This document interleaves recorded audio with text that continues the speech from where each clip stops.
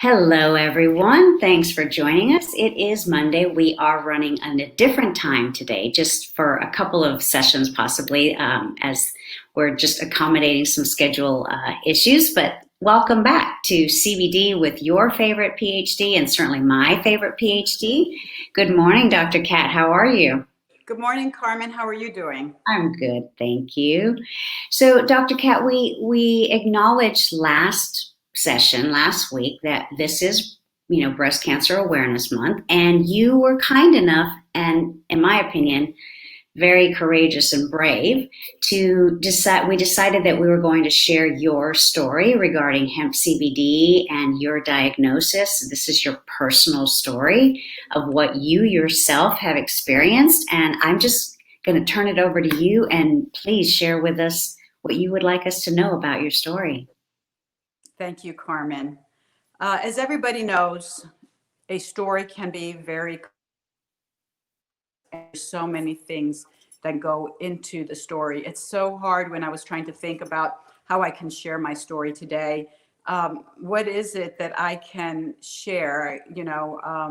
Obviously, it puts someone in a vulnerable spot, but as I've mentioned so many times, Carmen, my journey is to use myself purposely to help other people. And that's where the CBD has fit in.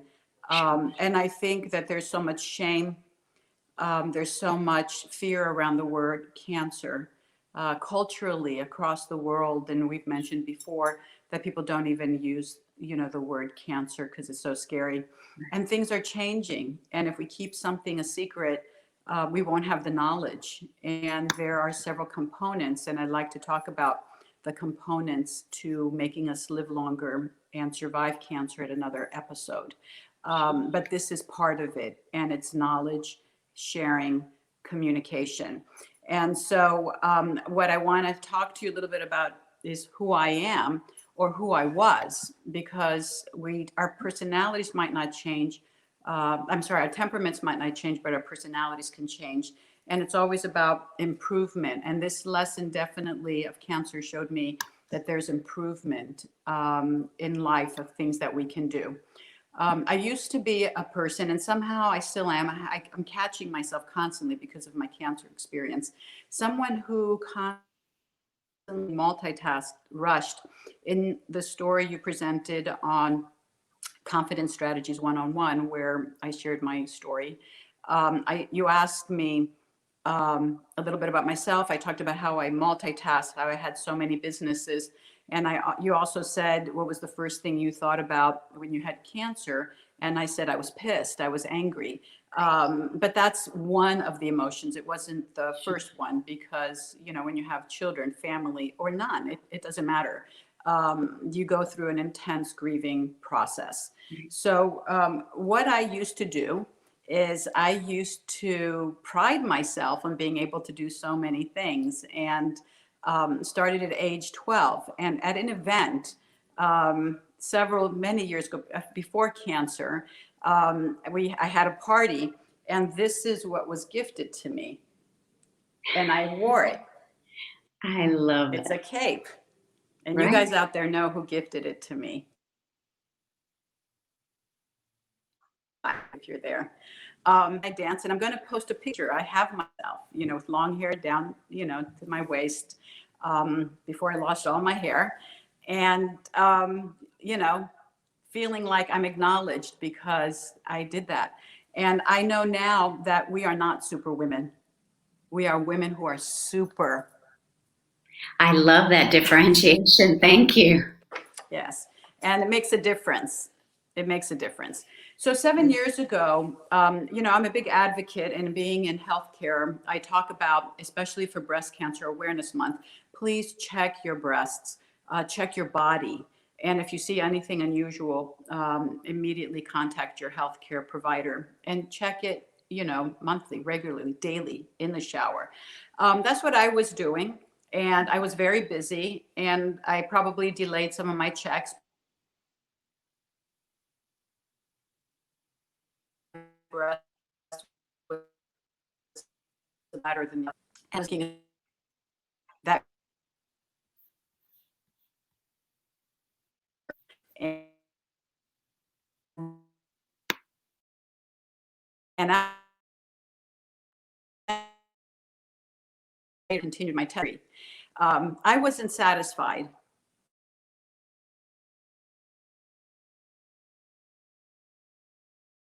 with it.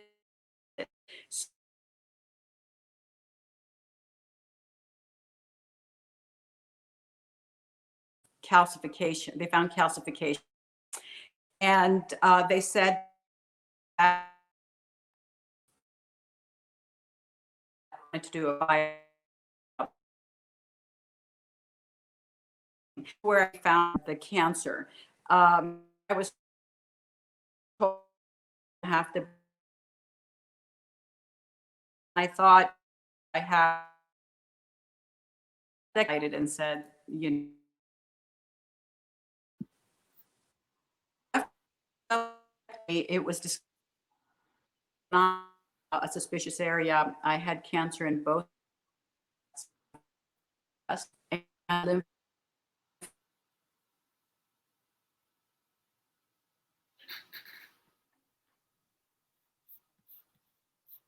I started immediately.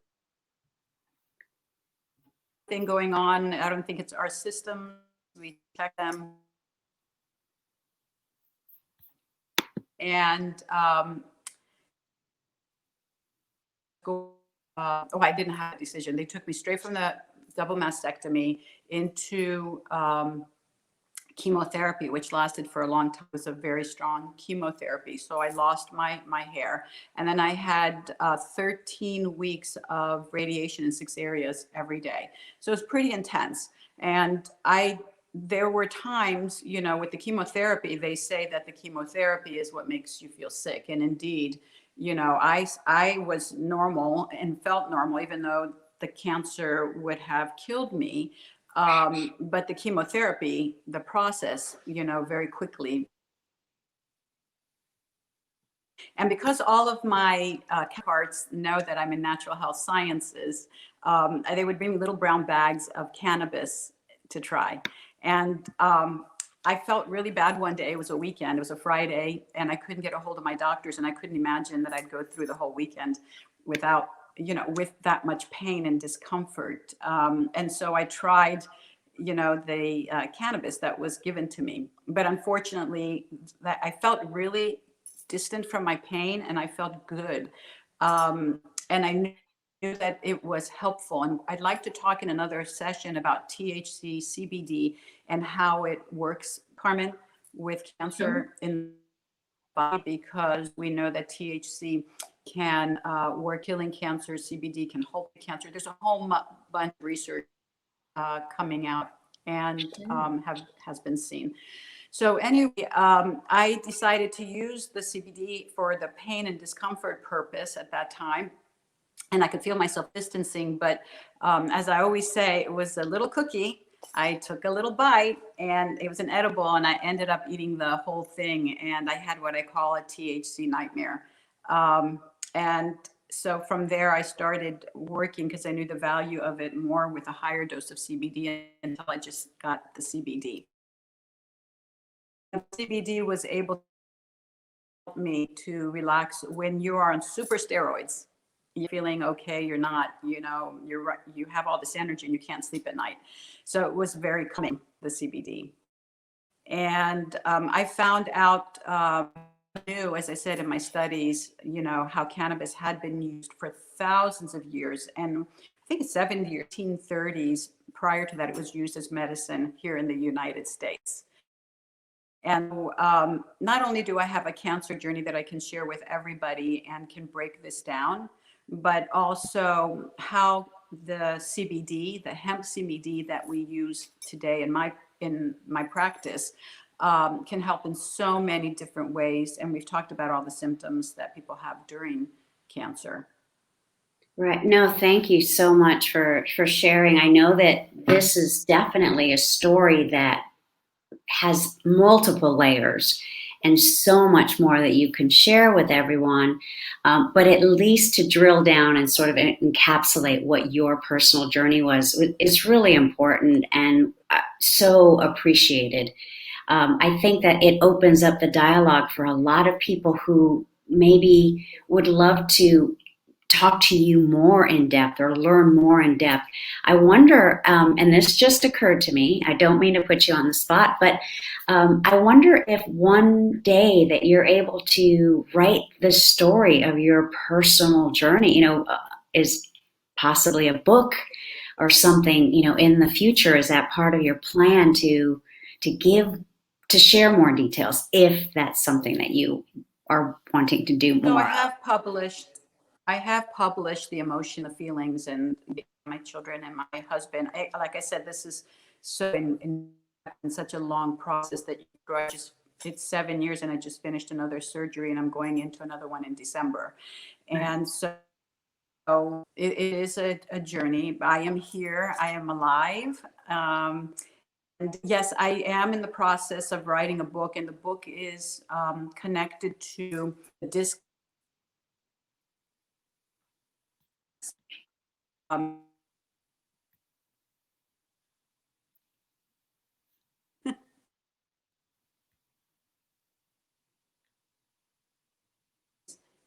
And then you go from your operation, then your radiation.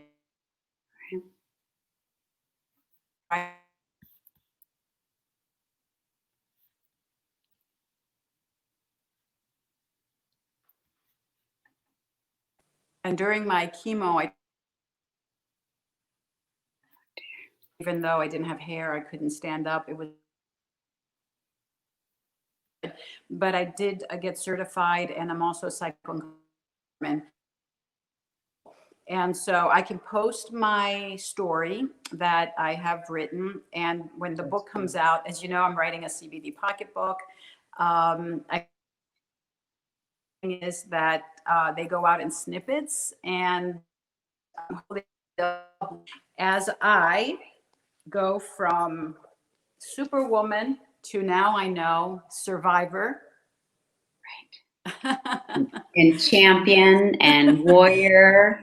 And so the survivor story is in process. I cannot rush anymore. Even Right. I think the survivor, the superwoman, would have had those out.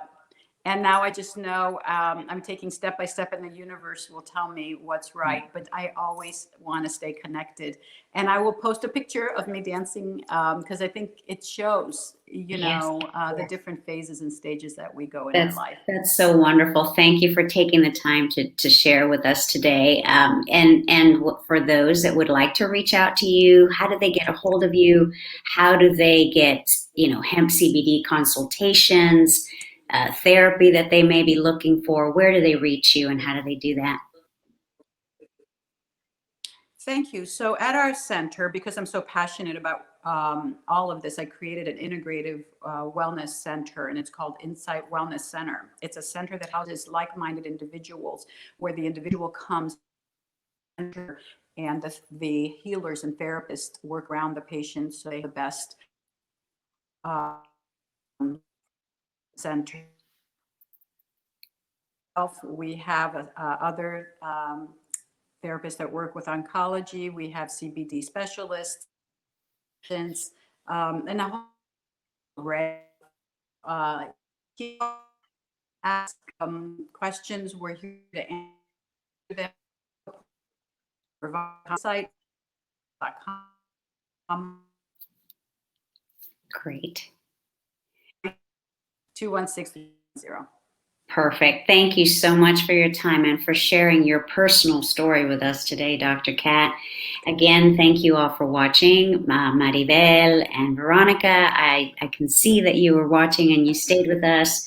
I know that I don't know one single person who has not been affected in some way or another from this cancer experience, whether personal or losing someone that you care about. And so I think this is it's a very important topic, clearly. And I think for us to just remind each other as women, as colleagues and friends and sisters, to go get checked. This is the month of, just reminding each other and supporting each other to do that.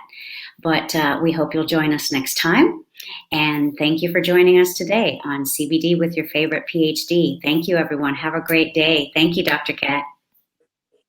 Thank you. Hope, awareness, fear abolishment to take action. Thank you, everybody. Thank you. Bye-bye, everyone. Bye. Thank you.